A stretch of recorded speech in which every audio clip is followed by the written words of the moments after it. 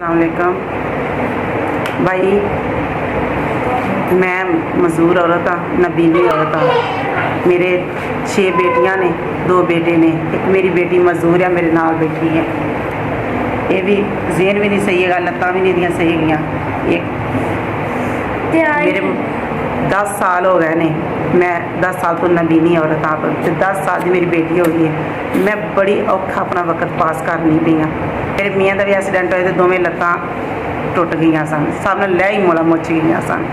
बस बड़ा औखा वक्त पास होंदा, पर फिर भी वो अपनी मेहनत मजदूरी दिहाड़ियां मगर चले जाते हैं, मिस्त्रियां मगर। अपने बच्चे पालने भी बड़े औखे होए ने, बच्चे पढ़ाने भी बड़े औखे होए ने। ते तुहाडी मेहरबानी जिन्नी मदद हो सके। बहुत निज़ाम औखा वे, असी 2 जी आप 8 बच्चे 10 जी बन जाने वा, ते बहुत मुश्किल औखा काम नज़र आन दिया है।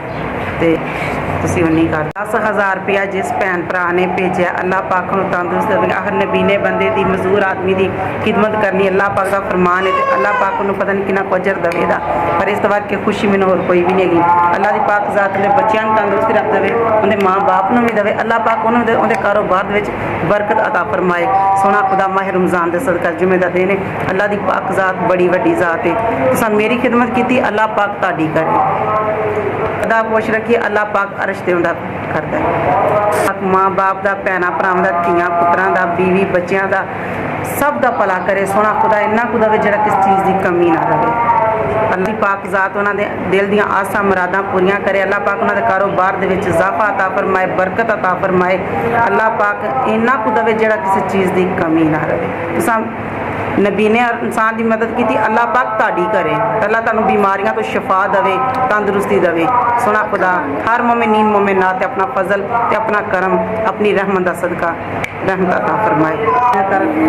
करम कर रहमत कर, आप करदी होनी ना सुभान अल्लाह, कर नहीं करदी होंदी पर अपनी